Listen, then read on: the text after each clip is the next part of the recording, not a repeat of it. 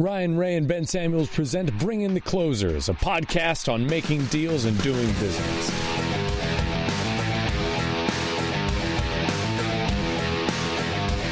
Welcome into episode 8 of Bring in the Closer. Oh, sorry, closers. I guess Ben is here today. Ryan Ray alongside Ben Samuels. What's going on, Ben? Not too much. Got the wonderful opportunity to spend most of the week with you last week and get to fire it up this week. I'm looking forward to the break next week. I know that we're both looking forward to having a long weekend next week, and that'll be good. Yeah. That is a good point for the sanity of the show and our friendship. We are taking off next Monday. We will be back a week after that, September the 10th, I believe, unfortunately. But we'll be back on regular schedule. We did spend too much time together last week, unfortunately, in Houston. It was hot. I have an idea, and I threw this out on the Texas Long Gas podcast. So Nate gave us free media passes. I'm giving them free advice. Here you go. They need to move the show back 1 month, basically. So from middle of August to middle of September. Now, I know you're concerned. You're going, okay, it's Summer Nape, and people will think it's in August. We swapped the name to September Nape. September Nape, everyone knows it's in September. Summer Nape, you give the old yeller treatment. Everyone will be locked in. Everyone will love it. People will be excited to walk around outside and not feel like it's in a sauna. What do you think, Ben Samuels? I'm absolutely with it. Anything to get me out of the summer heat in Houston or the summer humidity in Houston in August, I'm absolutely for. Cosign. Call Nape. Get it done. September Nape is the new name. That's what we're calling it, September Nape. We're vouching for September Nape. Okay. With that being said, what was your thoughts on September? Summer Nape. The first time at Summer Nape, what was your thoughts? Did it meet expectation? Didn't meet expectation? What did you learn? What did you like? Didn't like? Besides the 700-degree temperature outside? I think at an overall level, I thought it was a lot slower even than I was expecting. Certainly wasn't expecting the same amount of traffic that comes through at the summit every February. But there were a lot of major players that didn't have any presence, didn't have a booth, and that was alarming to a degree. I think that we're seeing. At least one of my takeaways was seeing part of the Permian. There wasn't much of a Permian presence. There was a lot of other areas that were pretty covered up, which I thought was interesting. I guess you and I were on the floor for only a couple hours out of the 2 days, but I think we both had really productive meetings offline and got a lot done. And so from that perspective, I think the people that did come into town for it were the C-suite level guys and the guys that you want to be talking to. But I guess I would have liked to see a little bit more traffic. I mean, what did you think? I'm always torn with the traffic thing. It's a catch-22. So the more traffic is, there's more players there, but it's also harder to get in front of them potentially because you're competing with more other people who are there. So I understand the, you want more people there argument always, but it's also sometimes it is a little harder to get in front of people. So Summer Nape makes it a little bit more accessible. You're more likely to bump into folks, whereas at Nape Summit, you can literally be wall to wall walking up and down the aisles and, can't get a lot done from that perspective. So it does flow a little better. It is a stark change though. If you've never been there from, Winter Nape, Summer Nape, whatever they call it, Summit Nape Summit, whatever it's called, the one in February to Summer Nape, it is fundamentally a different conference almost. And I think it has its pros and its cons. And so you just got to kind of take that. The thing that I took away just from being on the floor talking with folks is I didn't hear a lot of, we're really excited to do deals. I heard if it fits our portfolio, we'll look at it. And that's kind of the vibe I got from the players that were there. Did you get that same thing, or what was your takeaway on that?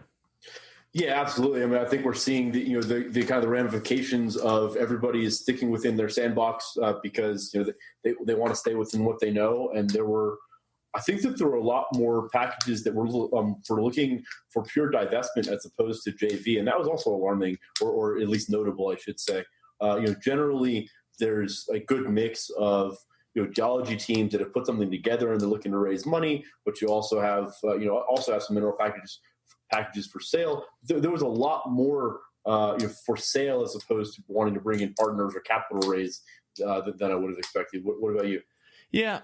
So, one of the things on the Texas Long Gas podcast, which will come out the same time or this week's episode. So whenever this one comes out and Texas Long Gas podcast comes out, this week's episode, we had on David Blackman talking about what's going on in the Permian. And one of the things he said that he had talked to with so him and Alan Gilmore had done a piece for Forbes, or David done a piece for Forbes with Alan.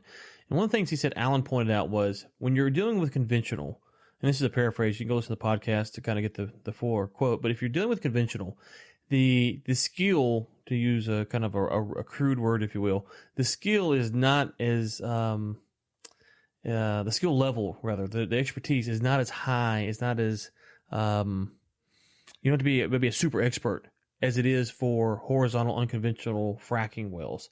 And so one of the things that they're talking about is, as we're going through this shale revolution, there's a lot of folks who wanted to get into the shale plays who just don't have the skill, the technique, the expertise, whatever those keywords are.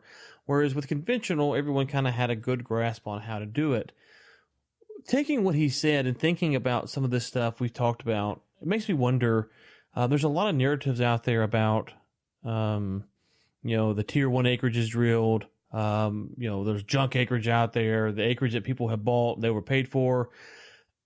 I'm wondering, Ben, as we've seen some swings in the mineral market where folks are looking to get rid of it, will we see maybe a year, 2 years from now coming back in with teams that are more like, SEAL Team 6, they have the experts and they're ready to go, and they'll pick up some of this acreage for good prices, because folks right now, they just can't figure out the math, they can't figure out the science, they can't figure out the engineering, and so they're trying to get out of it, which will lower the price because they're looking to sell. The market's kind of soft as it is.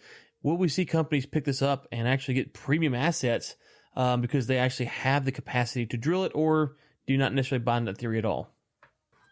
I don't even know if it's really that. I think it's really more of a time horizon thing, and looking at drilling schedules and comparing that to CapEx for these independent operators and for a lot of the mid majors. And the reason I say that is because if you are, if you're not a Shell or Exxon or one of the major players, and you do need to really give thought to where you're going to put the rigs you have on location and what your drilling schedule is going to look like, even if you have really good assets, you may divest those to funnel the capital into a drilling program that you have coming up, more quickly.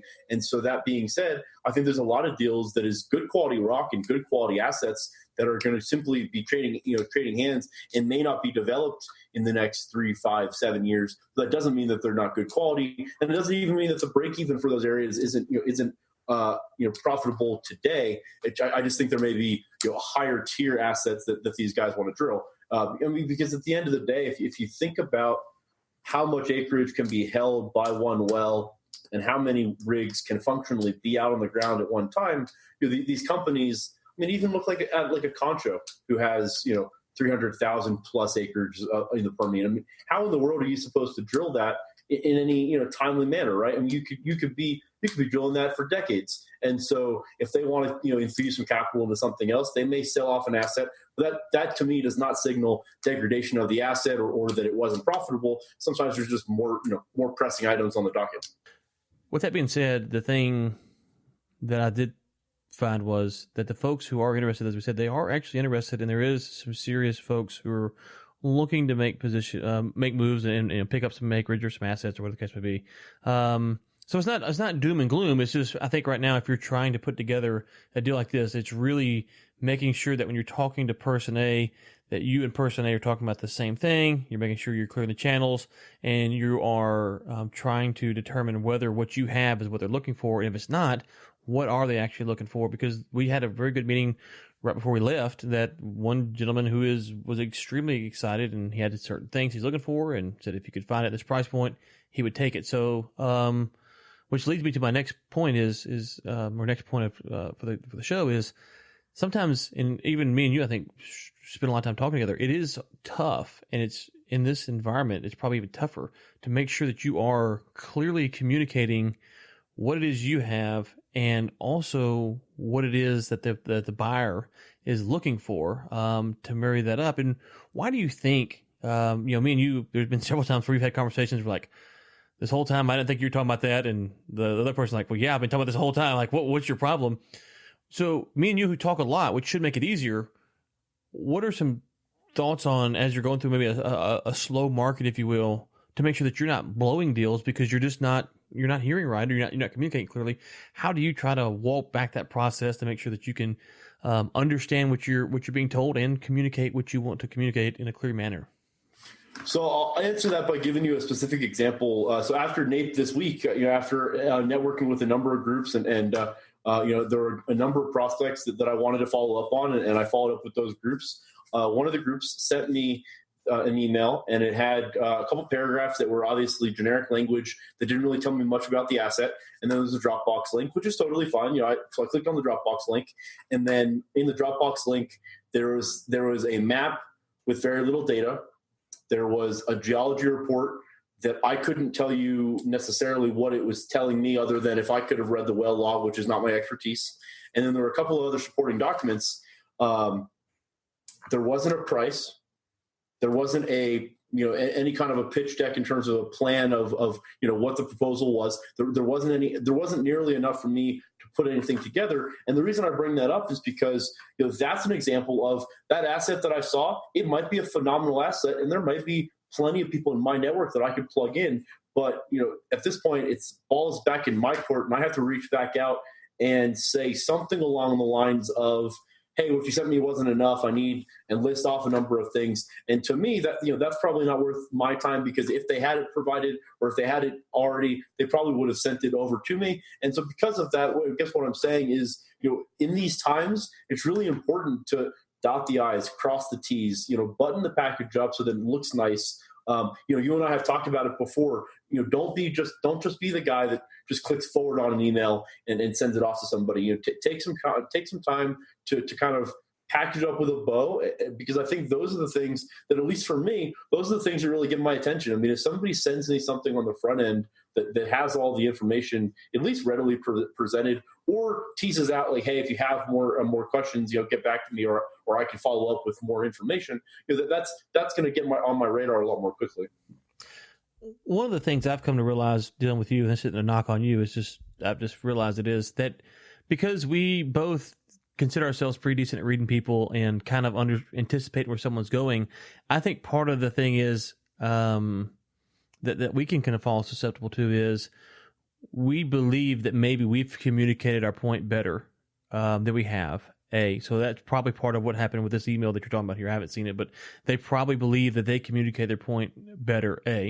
And B, sometimes if you're on the receiving end of the information and you're responding, sometimes you do the same thing, which is you got information that person A thought they had made it very clear, and it's not very clear. Then person B gets it, and they respond in a manner that they think is very clear, and it's not very clear. And next thing you know, you have two people that are kind of talking past each other, because you can create this, I don't know if expectation or this sense of where you feel like you're communicating well, and you could be a good communicator, but you're not actually communicating well. Does that make sense? Like where you feel like, hey, I am saying this, but you're using different lingo, you're using slang maybe, you're not drilling down beyond surface level, and so you spin your wheels and then next thing you know, it's like, oh, well, we're talking about the same thing, but we just didn't spend that extra time to kind of carve out and figure out why we weren't communicating there. In this specific example, probably not, but in general, yes, absolutely. I mean, there's a lot. I mean, like you said, you and I sometimes talk past each other, and then once one of us is like, hold on, wait, I think we're on the same page, but let's zoom out for a second and talk about it. We very quickly are able to understand where each other's coming from. But in this instance, I guess what I'm painting the picture of is that if you're going to send someone a prospect, I think that anybody seeing it is going to want to see a price, right? Anybody seeing it is going to want to see something written up about the asset. And so, yes, to your point in general, absolutely. In this specific instance, I don't know about that. Yeah, I'm not, but I don't know. I haven't seen the email, so I don't know. I'm saying, but I'm wondering in their mind if they feel like if you were to sit down and or so there could be a couple things going on. A, they felt like they gave enough information, and according to you, they didn't, which is that's fine. We'll take your word for it. Or they could have. But the flip side is they could have not given enough information on purpose in hopes to draw you out. But right now in the market where it's at, it's like, okay, we don't have time to be drawn out. We need to get stuff that's clear, it's concise, and we need to be able to transact on that. To that point, you're absolutely right, and that's a really good point. So the second piece of that is that the the guy that sent it to me followed up a couple of days later and asked me and said, do you have any interest in it? And I guess to your point, I guess I could have taken that as, hey, I know I didn't send you enough. If you have interest, I can follow up with more. I took it more as, I gave you what you needed to take a look at it. What feedback do you have? So yeah, absolutely. I mean, you're absolutely right. And I mean, heck, we've talked. This is episode 8. I mean, I think we've talked the lion's share of the first 7 episodes about clarity of message and communication. And I think that's of utmost importance. And that's that may be an area that I missed a little bit. That you're absolutely right.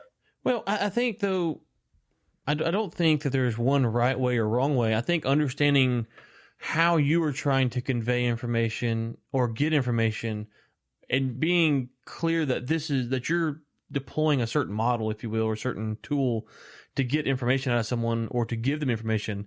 So you could, just to kind of use a few silly examples here. One, you could give 100% transparency. So they could have sent you the email with literally every speck of information about this prospect, to the point where it's 500 pages document and you're never going to read it. That's obviously a silly analogy, but they could have done something like that. On the flip side, they could have went all the way with, hey, I've got 15 acres in this county. Do you want it? Right. So there's kind of the extremes there. Both of those are kind of, when you're the person, no matter where you fall on that spectrum, I think understanding that if you're the person who's given the 15 acres in this county with no price or no map or no nothing, that you have to understand that there's going to be some people who will read that like yourselves and go, oh my gracious, this is not worth my time. Some people will read that and go, I wonder where this is at. Each way that when you send out information, you have to understand how you're sending it out, the most likely way that will be perceived, and then be prepared to engage with people in that model. Does that make sense? So if you send out the 500-page memorandum on the property, you're going to get a different type of response than you would with the 15 acres in this county. And being willing to go back and I think to wrap this up, some people send out the 15 acres in this county and they expect people to have the insight of the person who sent out the 500-page memorandum, and they're not willing to work through the steps of the sale, because the steps of the sale is different on each of those. Does that make sense? And would you agree that people maybe they don't realize how they're packaging out the information, which makes them struggle with how to deal with customers or buyers or whatever the case would be? Yeah, I think in short, we can just point back to, and guys, if you haven't listened to episode, I think it's like 2, 3, 5, and 6, where I talk about the radio station WIIFM. That again, this is the core concept of understand what you're saying, what you're putting out there, and try to get in the mindset of the receiving party, and try to make their job easier. I think that's really what I'm getting at the end of the day. If you're going to try to send someone a prospect or try to engage with somebody, try to make their job easier. Don't add work to their plate. Try to do what you can to softball it up. I think that's kind of the overall. I think that's kind of in general what I'm getting at. Is that in general what you're getting at? Yes, I think. I don't know. Maybe. Well, I'm going to push back here. This push back a little bit, because when I'm in talks with someone, I use the term open-ended and closed-ended questions. So I ask either an open-ended question or a closed-ended question. And both of those are designed to elicit a certain type of response that I'm trying to get the person to go somewhere to find out whatever it is I'm trying to find out, without just coming in, hey, Ben, how's it going? Show me everything you got, right? So I'm trying to work towards this. And so I don't always want to use the same set of questions to walk the same path every time. And so I think each situation kind of warrants it. And I don't know when you're saying what's in it for me, and you've said that several times, sometimes it's hard to know what the person is looking for, right? So on the mineral thing, it's probably pretty cut and dry, but it's not always apparent what is in it for them. And so when you say make it easier, how do you evaluate giving them too much information where they don't really have to do anything, and they might say, I'm not interested in this there's just everything's here. It's 500 pages, versus making them do a little bit of work, because they have to do some kind of work to engage with you, obviously. I think we might have gone down a pretty deep rabbit hole here, because I think the concept that you're talking about is super broad. And what I said was only specifically to that one example. Sure. So what I said doesn't apply across the board. And in answer to your question, I think what I'm getting at is, if you're talking to a customer, prospective client, and you're marketing a service of some kind, I would argue that most customers, at the end of the day, price is not the most important thing on the list. I would argue that value is. Value is obviously intrinsically linked to price, but I would argue that value is the most important. And so if you continue to talk, and there are times where I've been in sales roles where, if you're in a sales role and you're sending out prospective clients emails multiple times a week saying, hey, we've got this hot special that ends on Friday, you got to act now, or creating what I call false urgency to pump up sales, as opposed to building the relationship and providing value, those are the kind of things that I'm talking about in terms of missing the point, missing the message. Because there's ways to bring something to like people like you and I that doesn't sound salesy, but at the same time you're trying to get a sale. And that, I think that's where I'm going. That's where I was going with that. Okay. So let me ask you this. How do you do it when you're dealing with, like when me and you are talking past each other? You kind of mentioned that. What are things that we'll get the couch out, have the self-help session here. Why do you think it is that people like me and you sometimes struggle to talk to each other? And we talk regularly. It's not like we're talking once a week here. We're talking pretty regularly, almost every day. And sometimes we've had a handful of times where we've talked past each other, and we can play the kind of the blame game. But I'm serious that I think sometimes deals are lost because people who are working on deals together aren't even talking about the same thing sometimes. So how do you work on fixing those issues? And, how do you identify them as being maybe a one-off or as a systematic problem? Yeah, I think one of the things that you and I can sometimes will butt heads on, or some of the friction will come from the fact that you and I are similarly confident people. And so when we're trying to make a point, sometimes we would like to make that point. And sometimes if you guys can't see this, and if you're only listening, Ryan is smiling on the other end. He's looking at me with this look of acknowledgement just for the sake of the audio. But so I think there's times where we can get in our own way in terms of, wanting to, the ego takes precedent over communication. And also I think that to a certain degree, if you get laser focus on, I need to make this point on the call, or I need to do this. If you have such a laser focus on like a singular objective, if you're making a sales call or trying to interface with a new client, you may miss the boat, or you may not be listening or as keyed in on the cues that you are getting, because you're so laser focused on getting done what you want to get done, so you've kind of blinded yourself to the rest of the room. No, I think that is a fantastic point, because I still do this some, but I used to be really bad about it. Someone would say something and I wanted to address the point, and then by the time they're done, the issue has really moved on. But I had a really good point that I need to say. Sometimes it is necessary to go back. Like sometimes it's just necessary to go back. Most of the time it's probably not.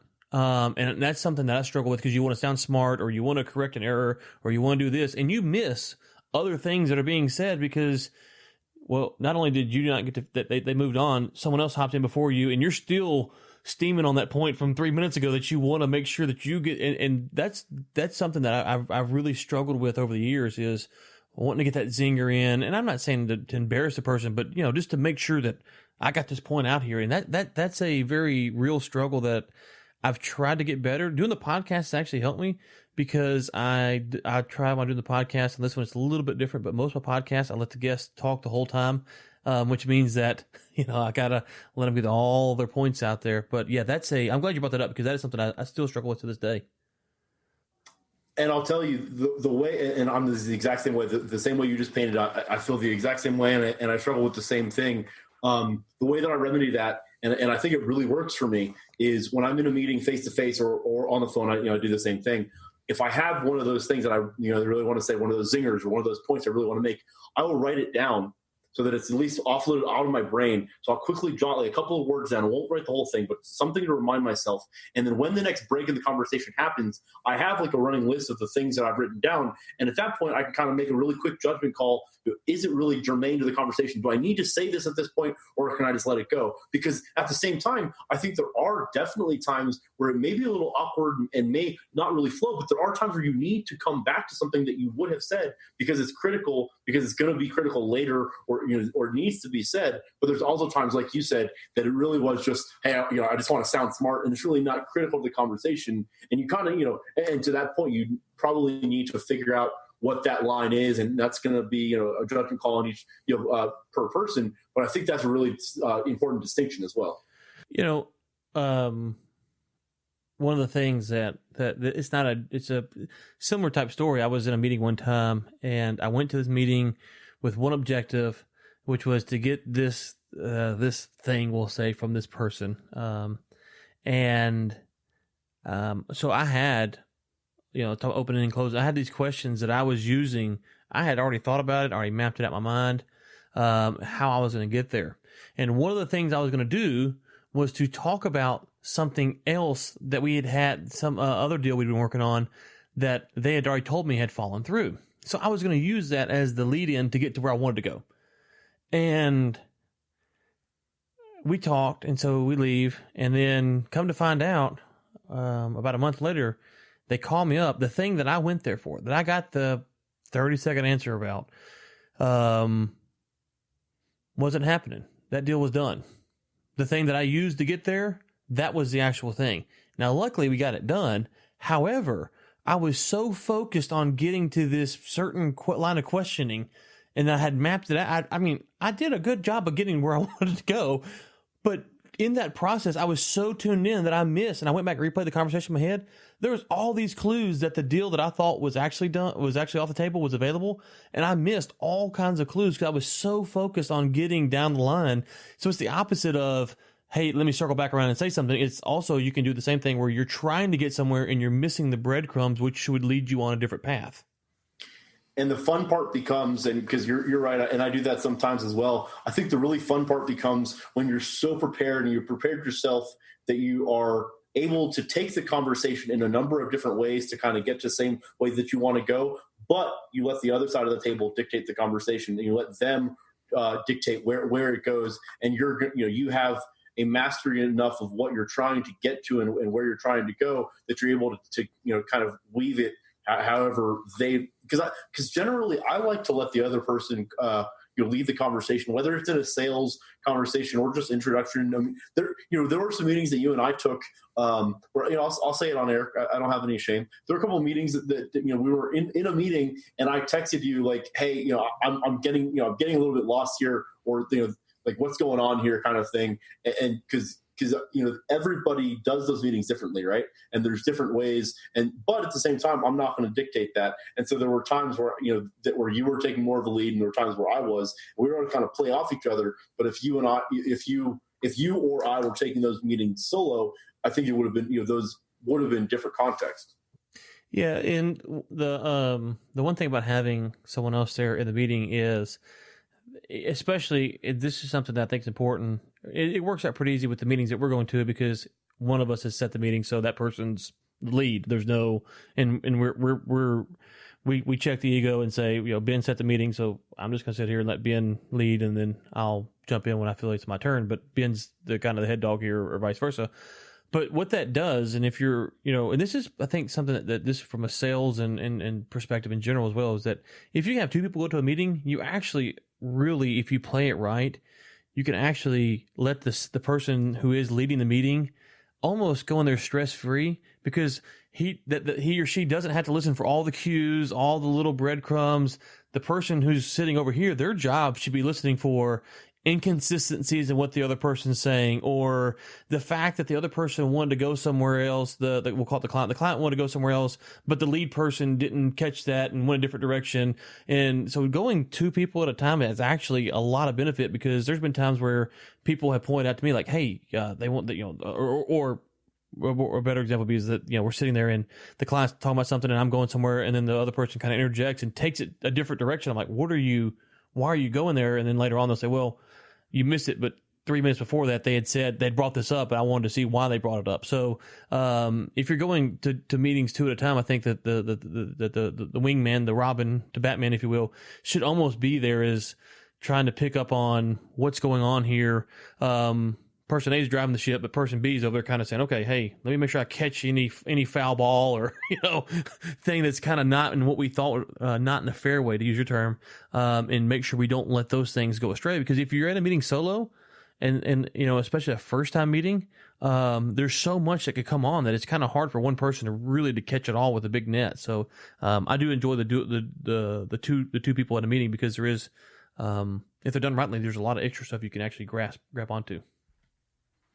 Yeah, and it's really important. But I just want to mention this that I think that you and I are unique in that way, that you and I can take those meetings, because, you and I do very different things offline from each other, right? In terms of business, you and I do very different things, but we're able to make those meetings work because we play off each other so well. And it's important to note for the people listening, if you're going to walk in the room with somebody else, know that dynamic, understand that dynamic, and be, because if you're, if it's awkward, or if there's like contention between, if there was like contention between you and I, or there was like fighting between you and I, of like who was trying to lead, or who was, who was the alpha, or who made the better point, or any of those things, number one, it wouldn't work, but number two, it would look really awkward for the other side of the table, right? And so it really only works, no.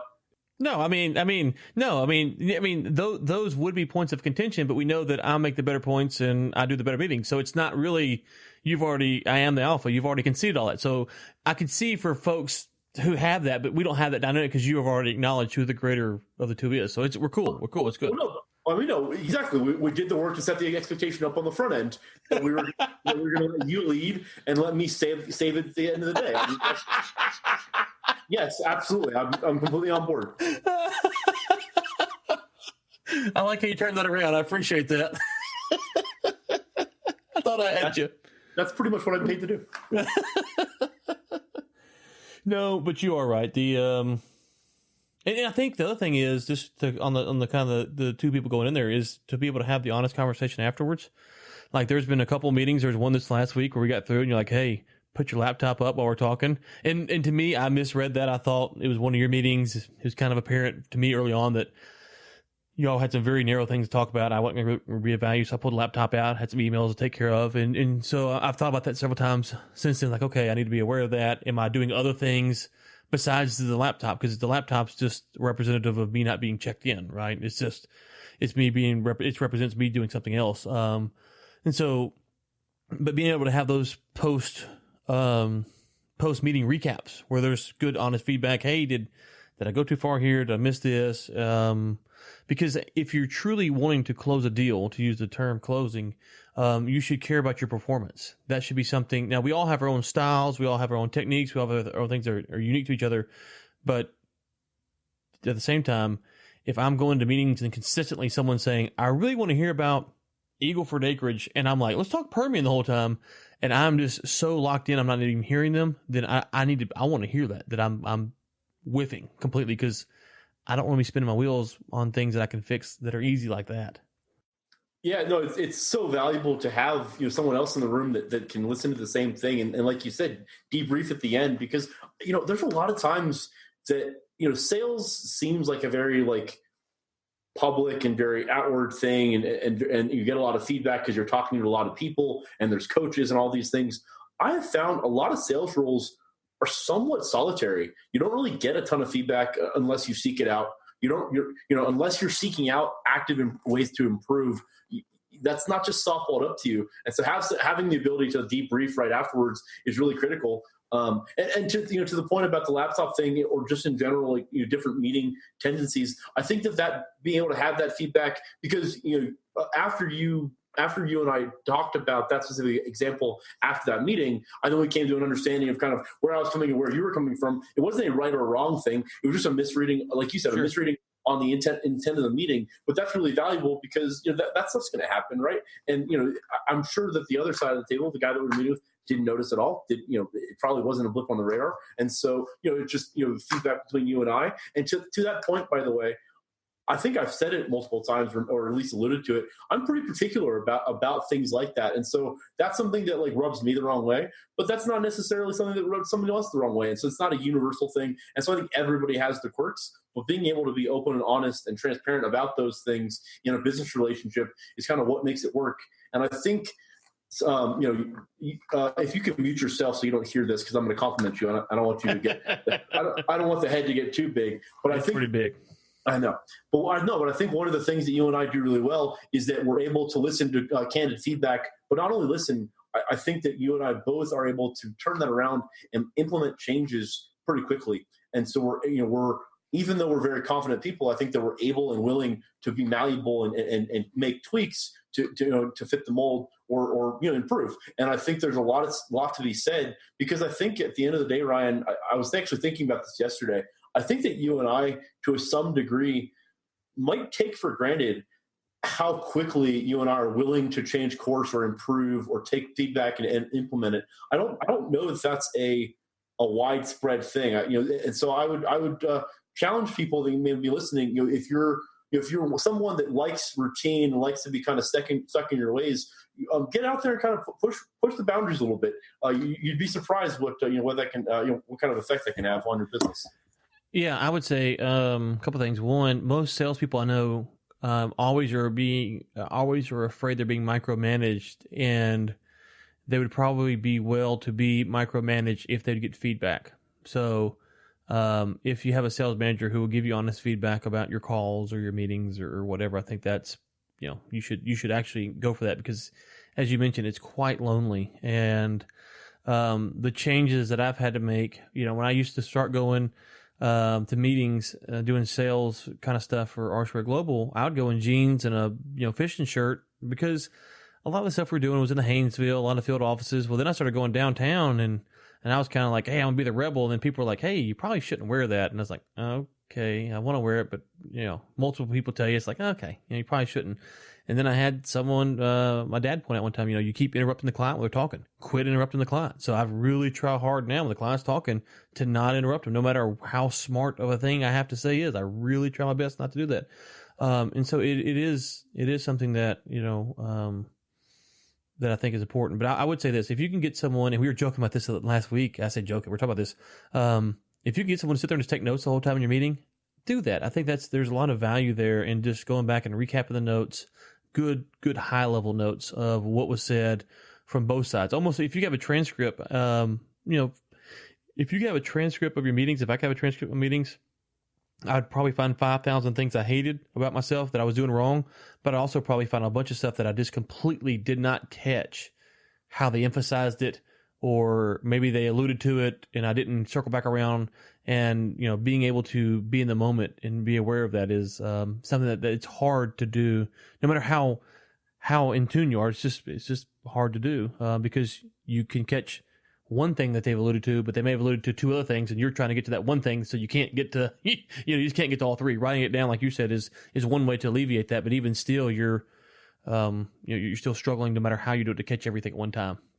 So this doesn't help you until afterwards, and you're debriefing with yourself after the meeting. But I'm curious, two-part question. So would you consider, or have you ever recorded a meeting, a live meeting with someone? And if you have, or if you do you feel compelled to get there, even if you're not going to send it out to anyone, even if it's just for yourself, do you feel compelled to ask them for their permission to be able to do that? I've only, to my knowledge, recorded one meeting one time, and that's because I knew that meeting was going to be so above my head that I could not relay the information back to the person that needed it with any degree of accuracy. So, and I did not convey it to the person that I recorded, mainly because that would have changed the dynamics of the meeting. And I needed to get the information as raw. It wasn't anything classified. It wasn't anything personal. It was simply going into a new space where the vernacular, the lingo, the slang is so foreign to me. I had 0% chance of actually taking that and calling up the person who would know, who wanted to be there, just couldn't. And so in that one time, I felt like, okay, I'm not really betraying the trust. This person wanted to be there, he couldn't be there. So I have to get this information to him.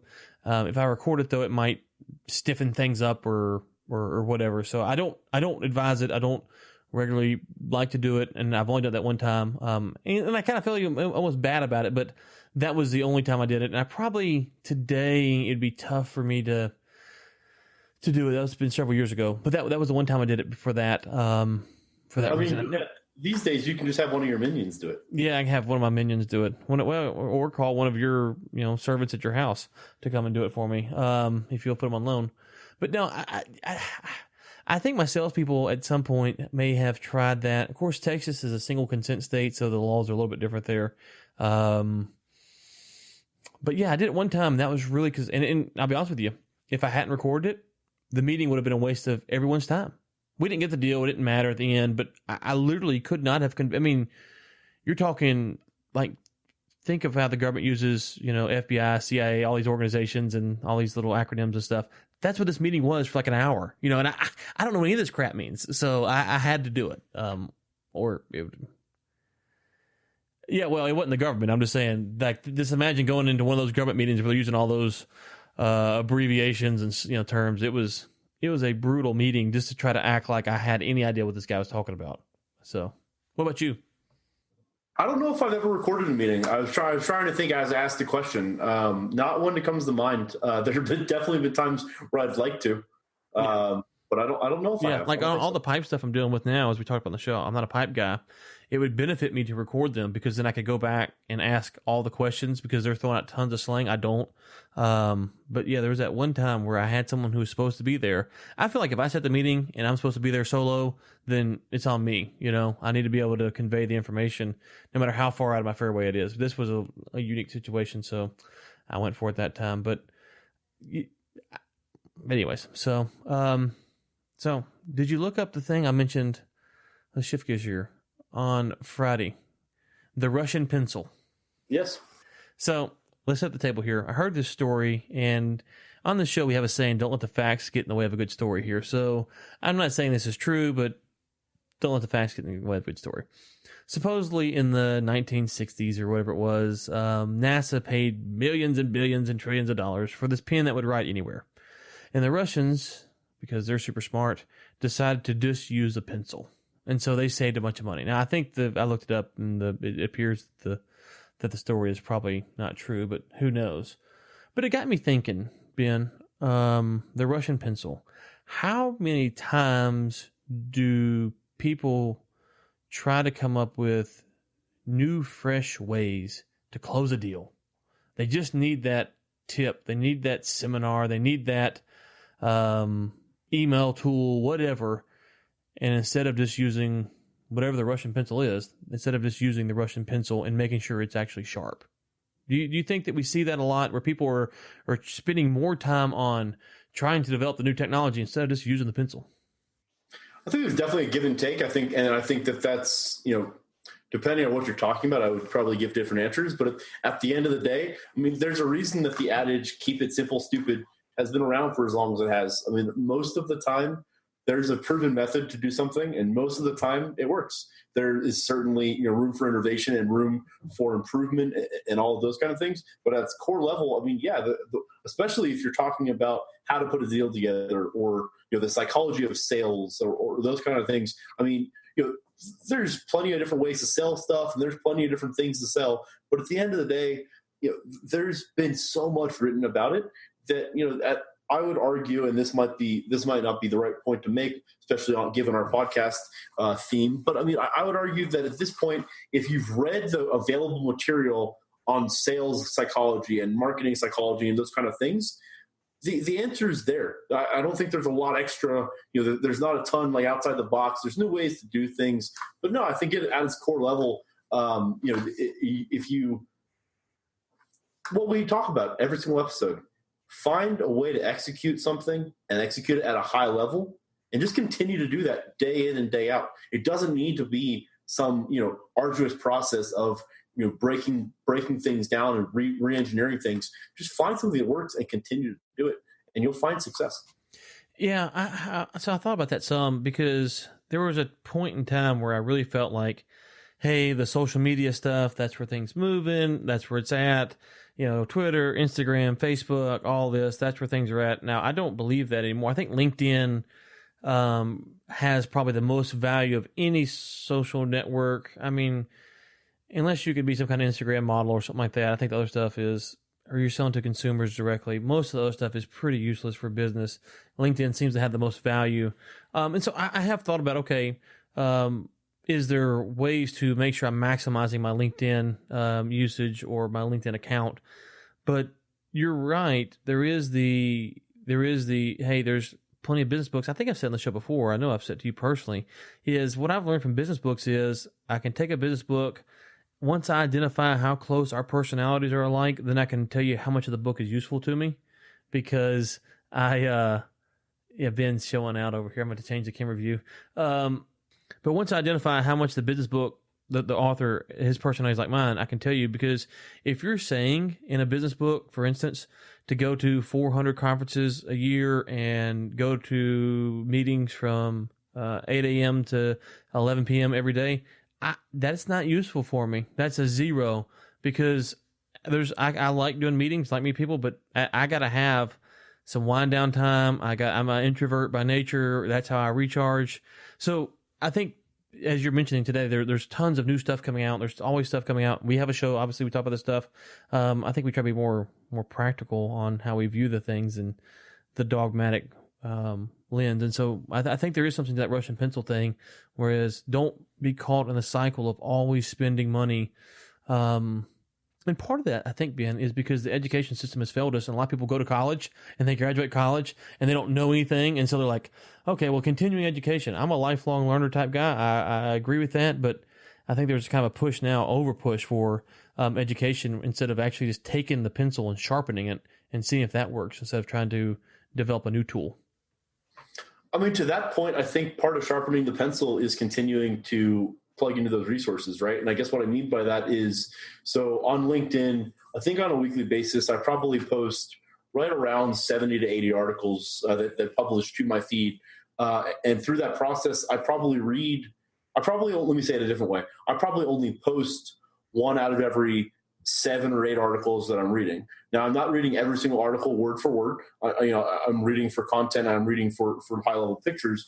But I mean, one of the ways that I stay up on the market and I stay up on what's happening is by posting things to my LinkedIn feed, because through that process, I'm organically reading all this material and diving through it. And so that works for me. That's not something that might work for everybody, but that's one example of a way that I'm not necessarily going out of my way to get bogged down in the minutia of every little detail.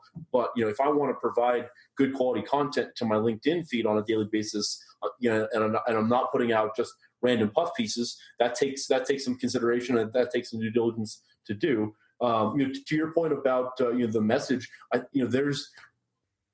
couldn't tell you if there's a certain metric, but there's a certain threshold that I have. If I read a number of articles by one author, by one writer, that for whatever reason doesn't jive with the message that that makes sense to me with what they're talking about, or they're coming at it from an angle that I don't agree with, etc. I have a list of people that I'll just won't read their articles, and that's just one way that kind of me cutting out the noise. And so I think it works for everybody, or you have to find the way it works for you. Yeah, and the final thing I'll say about this, I think for those people who are trying to say, okay, well, all that's kind of great. For me, I always struggle with the kind of information that I would like to disseminate is probably more technical than the kind of information I would like to talk about. So, for instance, I'm okay with putting out a super technical article, but I don't actually have the desire to debate that back and forth on LinkedIn, whether that's right or not. Does that make sense? So there's a sense in which I don't put out content that I don't want to engage people with. So there's some stuff that's interesting to me, but I don't want to, if there's I want people to comment on my stuff and talk about it, but I don't want to put out stuff that's going to drag me into, fractional percentages or, whatever this thing is. I like to keep the conversation at 30,000 feet if I can. So I try to deploy stuff that fits in that range, which cuts me out from a certain audience as well. And to that point, so for me, there are times where I'll post an article. Like I posted one just a couple weeks ago or last week that got a number of pretty funny comments, and I shared a couple with you. I didn't engage on that article because that wasn't the point. The point for me isn't necessarily to engage with every single comment and every single article. It's more to kind of start a conversation on LinkedIn and within the connections that I have. I don't feel necessarily compelled to interject my own opinion. So there are times where I will comment on things, and there's times where I'll just kind of let the conversation go. Let's wrap it up on that. Okay. On commenting on LinkedIn. So I put a post out the other day, and it was. I thought you were like calling the show. I thought that was like the end credits, like you were about to launch. Just all right, done. Yeah, they got here. So I put a post out the other day, and the post was very clear in what it wanted. Okay, it was an either or post. It doesn't mean you were gonna, there was nothing at stake. We're not gonna hold you to the fire if you're wrong. It was a very clear post, and it's more to be kind of, hey, what do you think? And lighthearted, but I mean, it's a serious question. But hey, no one's dying over this post here. Well, let's be honest. You were just trying to get views. Okay, well, I was trying to be like you. I can't catch Ben. Despite him having 8 friends, he is blowing me up. I think it's percentage increase is what they're measuring it as, and that's the deal. It's just percentage increase, yeah.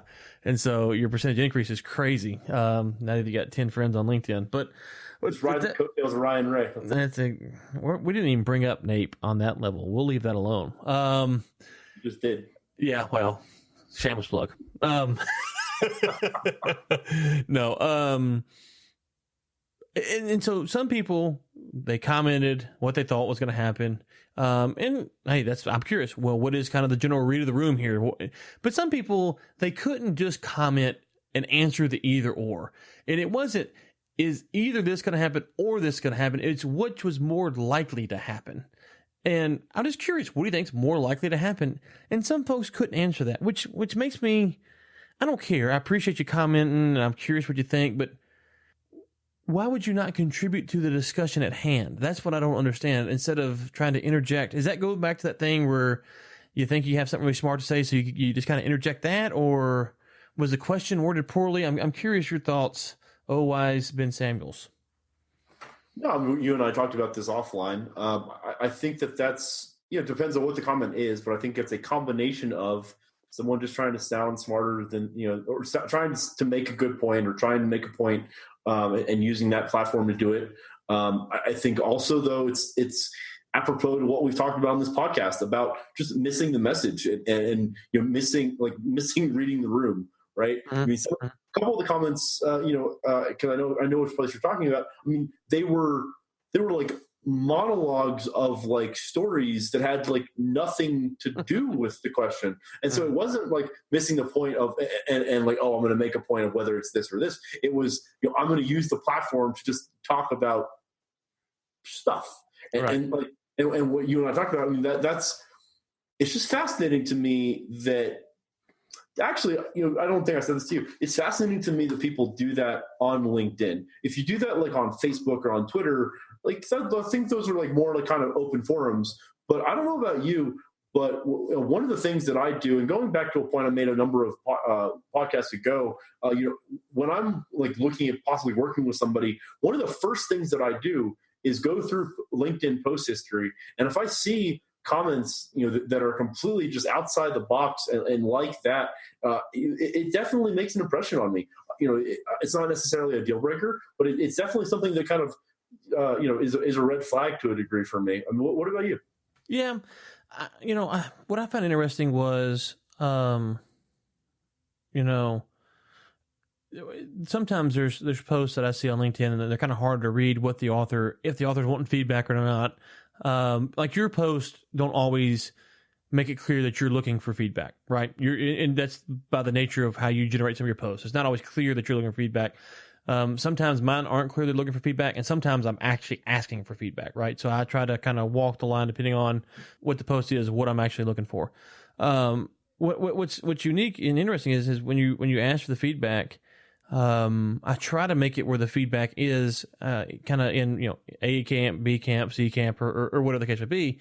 because that kind of keeps it easy, keeps it light. And somebody came on this one and had some funny stuff to say about there was a bet between them and their buddy over this. And it was like, okay, hey, this is kind of closer to the spirit of what's going on. So I appreciate that. However, I had another post where I was kind of jokingly saying that I've been working on international deals, as we know. And so I put me in 2019, I'm going to work on international stuff. Trump, nope. Because he's always coming out and doing that. And the point was more of, I'm trying to do stuff and it feels like he's actively targeting me. Now, the reality is we know he doesn't know who I am or care about who I am. And so someone come in and put Trump 2020, and I'm like, well, I don't know how to take that. Like, I don't know. I was just making a spoof that I'm trying to do stuff internationally. Trump seems to like actively being working against me.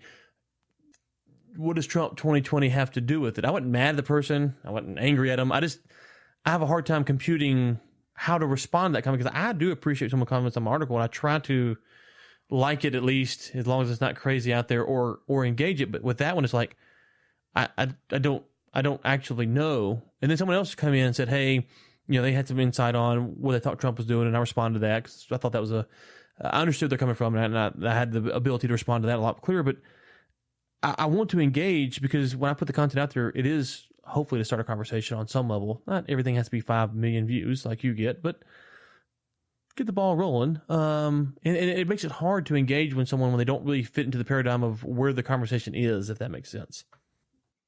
Yeah, I think to a degree I take that as like the same thing as like a Twitter comment. Like what I mean by that is that I wouldn't give that any weight. I wouldn't engage. I'm making a practice not to engage in politics. I don't think that LinkedIn is a place. I'm one of the people that doesn't think that LinkedIn is a place to discuss politics, religion, those sort of. He's laughing. I don't know why. I'm going to give him the floor here in a second. But I think if someone were to post that, it's just okay. That's fine. That's your prerogative. I don't need to engage. Yeah, I've never understood that argument. We got to wrap up here in just a second, but I've never understood that argument. LinkedIn is not the place for politics or religion or anything. To me, LinkedIn is a business platform. And however you want, as a free market capitalist, I believe that you should be able to portray your business or your business persona, or whatever company we call it, however you want to, and that people in the marketplace can decide whether or not they want to align with you. So if you want to get on there and talk about Trump or Hillary or Obama or whomever, then go for it. That sends signals to the market, and just let the market understand that the market will respond. I put out stuff that's not super technical. I put out stuff that kind of makes jokes. I'm sending signals to the market, and the market can look at that and decide whether they want to work with me or not based upon the signals I'm sending. So I don't agree with that at all. I think that, and I'm prepared for people to go, hey, this guy's a little too goofy. He's not serious enough. He's not breaking down engineering calculations. Okay, yeah, you pegged me. And that's what I wanted you to get from that as well. To that point, just for clarification, it's not the right place. So I'm not trying to. No. I'm not trying to project to other, Okay. That's not. I got you. If other people do, it's not an automatic negative. But at the same time, if you go on like a profanity-laced rant about somebody in office, sure, or some policy, I think everyone's going to react to that positively or negatively. But yeah, I mean, so to that point, feel free to put out any comment or content that you'd like. But also, understand that there's reactions to that, positive or negative. Yeah, so I think if you want to brand yourself as a MAGA company who is behind whatever Trump wants, what's to do for tariffs or whatever, and that's your marketing strategy, I think you should double and triple down on that if that's what you believe. And if you are anti what Trump does and you want to brand yourself as that company, then you should do that. I think what you're saying, Ben, is you don't want to be branded on either side of that discussion, so you leave it alone. And that's your brand, is by not being associated with either side of the discussion. Am I reading that correctly? Yes. Yeah. Okay. And I think that's a fair position to have as well. I think any of those are fair. I found it interesting that some people, they will comment on people's comment. I've seen people who will get on people's posts like, this isn't the spot for that. It's like, well, if you don't like what this person is saying, don't work with them. That's the simplest, though. Which is what you're saying. I'm not accusing you of this. I'm saying I've seen people like, this isn't the spot for that. It's like, well, don't work with the person. It's really a no-brainer here.